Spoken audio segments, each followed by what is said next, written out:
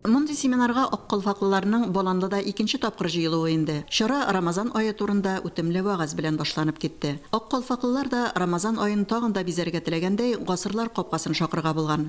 Тарихи ядкәрләр булган борынгы намазлыклар һәм дисбеләрне барлап күргәзмә оештырганнар. Безнең максат инде үсеп килә торган буынга, аннан соң динне белмәгән, танымаган кешеләргә әзрәк дингә туры юлны күрсәтү максатыбыз инде. Авылыбызны битмәсен дибез инде, яшәсен дибез инде.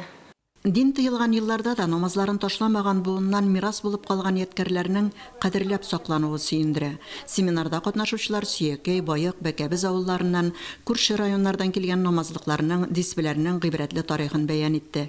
Боландыдан Илһамия апа Гәрәева хөрмәт төшеннән дисбе ясау буенча мастер-класс күрсәтте. Шараны җирлек үзешчәннәренең чыгышлары тагын да тулыландырды. Күренеп тора, мәдәният хезмәткәрләре, Боланлы мәктәбе, балалар бакчасы коллективлары һәм авыл халкы бер йодрык булып тупланган.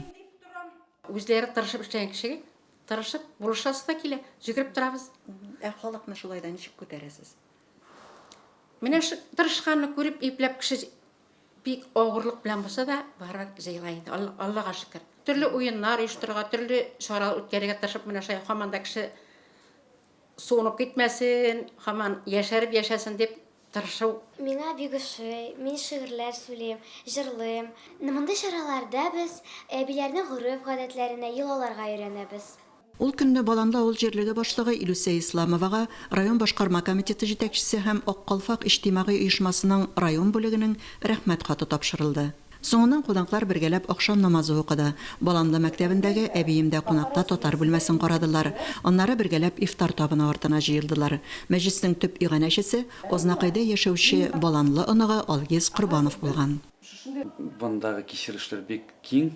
Безнең динебезне, телебезне саклау, милләтебезне бик зур басым. Бу елга бик кирәкле чара бу. Бу безнең авылыбызда үтүенә мин бик шат. Мондый чараларны уздырганда мин үземнең өлкәннәрем белән, ветераннарым белән берләшеп, киңәшеп, аларның ярдәмен тоеп эшлим. Шулай ук менә яшь егетләр, спонсор егетләр ярдәмен тоеп эшлим. Бу чараларның инде яңадан да тәсире көчле. Беренчедән бердәмлек була инде ул. Тәрбия дә күренә инде ул. Авыл халкын берләштереп, яшьләрне Кунаклар күңелләрне сафландыручы, халыкны актив тормышка тартучы, берләштерүче мондый күркәм чаралар күбрәк булсын иде дигән теләктә калды. Әлфинур Нугманова, Динар Минхаҗев, Мөслим телевидениесе.